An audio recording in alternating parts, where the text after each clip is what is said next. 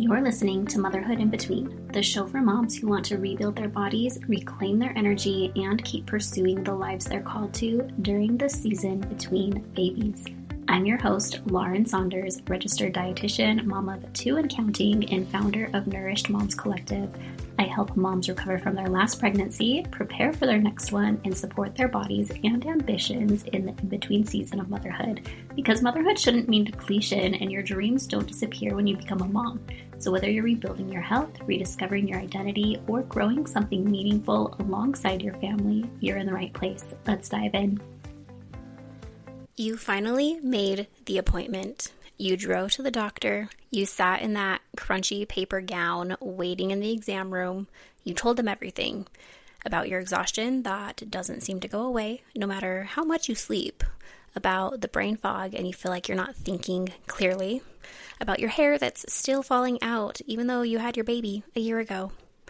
You told them about the anxiety that crept in after the baby and your menstrual cycle that seems to be a little bit wonky, not totally crazy, but definitely not what it used to be. They nodded, they ordered the labs, and a few days later, you got the call or the portal notification that everything looks normal.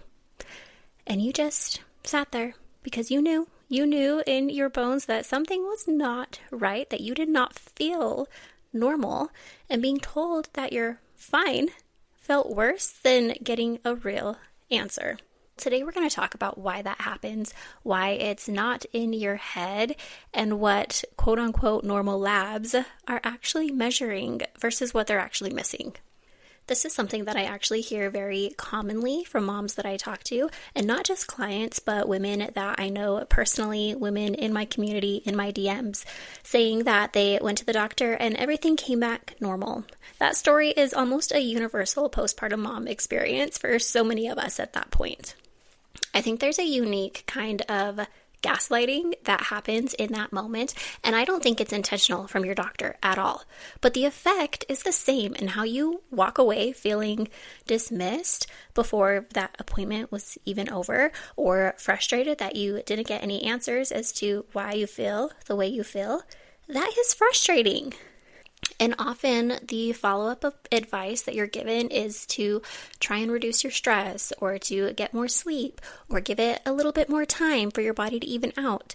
Meanwhile, you have a toddler and a baby, and you haven't slept more than a few hours at a time in the last year and a half.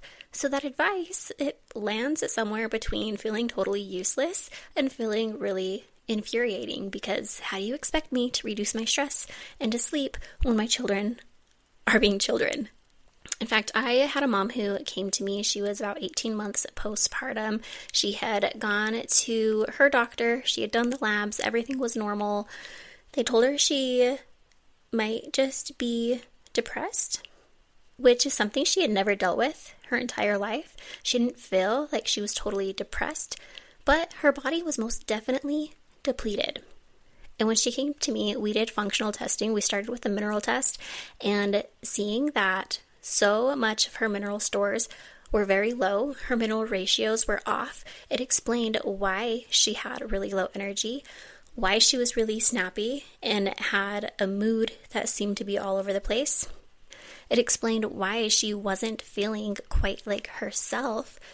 And because we could see those patterns, we were actually able to fix it. So if you have been feeling a little bit off in your body, I want you to know that your intuition is valid. Your body is sending you signals, and you are the one who knows your body best. Those signals are real, and the issue is not that usually something is majorly wrong or out of whack. The issue is that the standard lab work that we often get done, it's not designed to find what's wrong or what's not optimal. So if you go to a doctor's office and you're going to get a CMP, and maybe you'll get a ferritin or a CBC, maybe you'll get a TSH for your thyroid. These standard blood panels are designed to detect disease states and to diagnose you with a disease. They're not designed to measure optimal functioning. And there's a huge difference between you don't have a disease and your body is functioning really well and optimally. So if you're getting a CBC and a CMP, they're looking for anemia, they're looking for blood sugar imbalances, kidney, liver issues. That misses mineral status entirely. Even if you're looking at serum, sodium, and potassium, your blood likes to stay in homeostasis. And if you're trying to figure out your nutrient status of minerals, the blood is not the best place to look. Oftentimes, if you ask to look at thyroid markers, they'll order a TSH. You usually have to ask for additional thyroid markers. That TSH is just one piece of the thyroid picture. It can actually look quite normal while your T3, your T4, or your reverse T3 and your thyroid antibodies are totally off. You can actually have every symptom of sluggish thyroid and still have a TSH that falls within a normal range. That's another reason why I do like looking at mineral tests, because we can see if we have calcium and potassium out of balance, and that imbalance having an impact on our thyroid at this cellular level. And that's where you can actually have totally normal thyroid hormones. But because we have that imbalance of those minerals, they can't be utilized optimally, so you can still deal with all of those sluggish thyroid symptoms. I don't know about you, but I've talked with many moms who want to look at their iron status, and they'll ask for a ferritin or iron panel. And often it's not ordered at all postpartum unless they suspect that you have anemia. And the normal range for ferritin is actually massive, so you can be at the very bottom of the range and be functionally iron deficient in terms of energy, hair loss, cognitive function, your brain fog, yet that lab came back normal. And then the last lab I want to talk about that we can commonly get is vitamin D. Again, the reference range is not optimized for a postpartum breastfeeding mom, and having a vitamin D of 32, though technically in range, you most definitely are going to feel effects of low vitamin D status. And the reference ranges themselves are built on population averages, not on what's optimal for a mom who just grew and is feeding a human. The range that's normal for a 55-year-old sedentary man is not the range that's going to help a 30-year-old new mom feel her best. I mentioned this already, but our main minerals, the minerals that I like to look at, magnesium, copper, zinc, sodium, potassium, they're usually not tested in a standard panel. And even when they are, those serum blood levels don't accurately reflect what's stored in your tissues. And your body, like I said, likes to stay at homeostasis. So we're going to try to protect those blood levels at the expense of our actual mineral status in the tissue. And this is why hair mineral testing is so powerful. It shows what's actually happening in the body over time. So I want to know if you feel like you fall into any of these areas. You deal with fatigue that sleep doesn't fix. This often gets dismissed because practitioners can hear that you're tired and think you're sleep deprived, you're a new mom, you have a young child, you have a toddler. But when a mom is sleeping 7 to 8 hours and waking up still bone tired, that's not a sleep problem, that's a cellular energy problem. Your cells need minerals to produce energy at that cellular level. And pregnancy and postpartum and mothering small children just deplete those minerals, and often we're just not aware that we need to replenish them so avidly coming out of pregnancy and birth. Now, if you're dealing with mood issues, that can be anxiety, irritability, mom rage, or emotional flatness, these can show up postpartum all the time, and it's often handed a prescription or an antidepressant or anti-anxiety medications, and sometimes that is genuinely appropriate and warranted. But often, what can be driving those symptoms is mineral depletion, affecting the nervous system, blood sugar instability that causes cortisol swings, or thyroid dysfunction that is just not being caught with a normal TSH by itself. In fact, I had a client recently, and I'm not advocating for anybody to do this, but she started self-weaning off of her Lexapro because once she started remineralizing her body, she felt like she didn't need it anymore. Another symptom that I often see is hair loss well beyond that expected window. Postpartum hair shed is real and it's normal, and it pretty much is unavoidable, but it only lasts a few months. That's because when we are pregnant, our body holds on to more of our hair. We don't shed as much during pregnancy because of our hormones.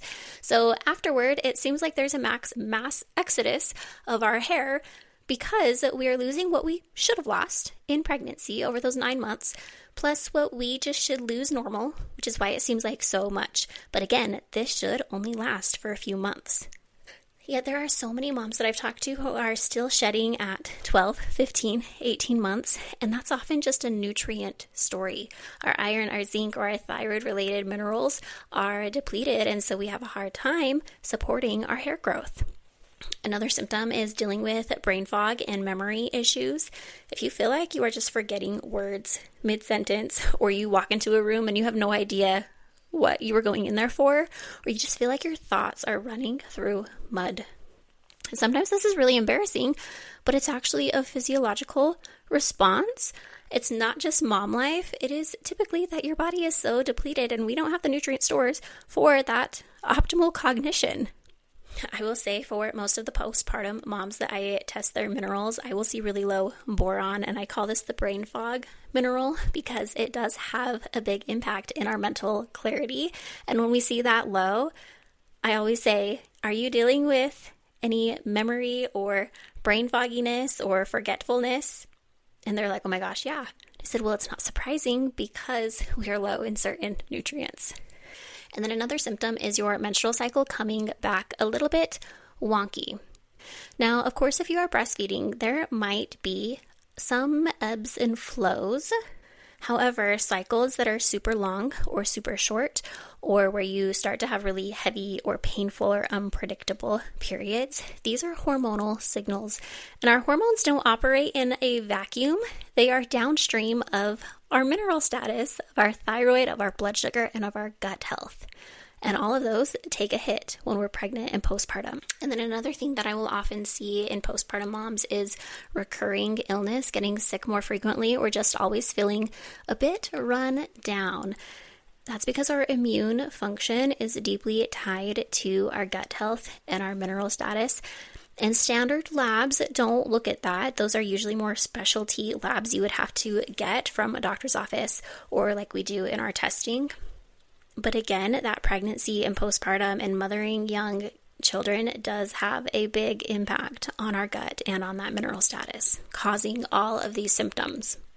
In fact, I recently had a client who was getting sick quite often. She was also dealing with a lot of histamine issues, really bad allergies, really bad headaches, and cyclical headaches with her menstrual cycle, so definitely some hormonal issues there.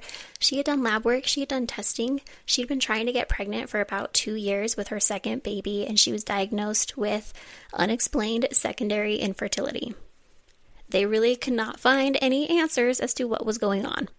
However, she came to me and we looked at her mineral status, we looked at her gut, we looked at her hormones and their metabolites. There were most definitely things going on. We saw a really underactive immune system, which explained why she was getting sick so frequently. We saw some histamine producing imbalances with her copper, also imbalances of copper and minerals that were impacting her hormones and causing a more estrogen dominant effect, even though her estrogen and her progesterone were normal. So when it came to standard lab work, sure, everything looked normal, but when we took it a step deeper, we could absolutely figure out some things that were holding back her body and her fertility. And that was through utilizing more functional labs. And I want to talk a little bit about functional testing because it's not about diagnosing disease. Functional tests are more about seeing how your body is actually functioning and finding the patterns that can explain your symptoms. So in our practice of Nourished Moms Collective, for my one-on-one clients, we'll do that hair mineral test. I've talked about this. It's a hair tissue mineral analysis, and it shows us our mineral levels, mineral ratios, metabolic patterns, our stress patterns. It shows heavy metals and toxic elements. And overall, it's giving us a picture of how your body has been functioning with those minerals over the last 3-ish months. So it's not just telling us what's low or what's high, but how your body has been using them or losing them. Often, if patterns are really high, it's because your body is burning through that particular mineral. Not because you're eating too much or you're taking too much in a supplement, but it's your body actively running through it. And oftentimes when it's really low, it's that it's been quite depleted and we can't run through it so much anymore. Another functional test that we do is a GI map, which is a stool test that looks at your bacteria balance. It looks at parasites, inflammatory markers, immune markers, and how well you're actually digesting and absorbing your food. And even if you're someone with zero gut symptoms, this can reveal what's happening underneath. Especially when it comes to fertility, I love looking at the immune response and the inflammation markers because that can have such a big role on implantation and early embryo development. And then the last functional test that I run in my practice is Dutch hormone testing. So this shows us your sex hormones, but it also shows your metabolites and your cortisol rhythm throughout the day. So you're taking small samples throughout the day to show how your hormones are behaving throughout a 24-hour cycle. And this gives us a lot more information than just a low progesterone or a high progesterone or a low estrogen, high estrogen. We can actually see how your body is breaking down and utilizing those hormones and see if there's any blocks or issues in that pathway. I love using these 3 tests together because they create such a complete picture, and it's incredibly validating for the women that I talk to. It validates what they've known all along, that something was off, and now there's an actual roadmap and clear, tangible things that they can fix. And that's what we do in Nourished Moms Collective. We build a roadmap, we test, and we don't guess. We build a plan based around specifically what your body actually needs inside of our one-on-one coaching. Now, if you have been getting standard labs, if you have everything is normal, or if you're about to get some labs from your doctor's office, here are a couple of things to be mindful of. One thing you can start right now, and if you haven't already, absolutely start it. That's getting a mineral mocktail daily. Even without testing, most moms are going to be mineral depleted. And this is a low barrier and high impact starting point. So get your mineral mocktails in. I have a full podcast episode on that was posted right before this. Another thing I want you to do is to audit your reference ranges. If you have had labs done, look up what the optimal range is, not just the lab's reference range for ferritin, for vitamin D, for your TSH or your free T3, your thyroid labs. There are often big gaps. And this is something we have plenty of clients that come to us that have done standard lab work. We go through that lab work for them, and we can further determine what's actually optimal and what's not. Another thing I want you doing is tracking your symptoms, because that is data. Whether you're just keeping something in your notes app of a log of your energy, your sleep, your mood, your menstrual cycle details, your cravings, whatever it is, patterns can start to emerge, and it'll give you so much to work with.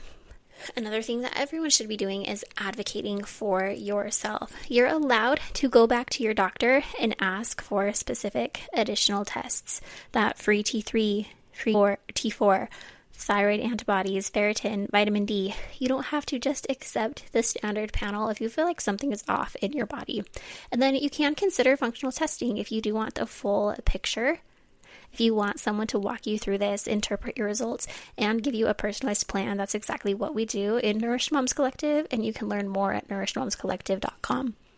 If you have been dealing with some wonky symptoms and you feel like there are just no answers, your symptoms are not dramatic, and you are not being too sensitive or too high maintenance. Your body is trying to communicate to you, and you've just needed someone who knows how to listen to it. Standard medicine, standard labs, it's designed to catch disease, but more functional testing is designed to find the why behind the symptoms before they ever become a disease. And that's the kind of proactive root cause care that moms in this season deserve. Normal labs do not mean that you are totally fine. They just mean that you don't have a disease. And there's a lot of space between disease and thriving. If this episode helped you understand a little bit more about why you're feeling the way you're feeling and what labs to actually look for, share it with another mom friend who needs to hear this too. And stay tuned, because in the next episode, we are going to talk about how to actually stop living in survival mode and to actually enjoy this season of motherhood.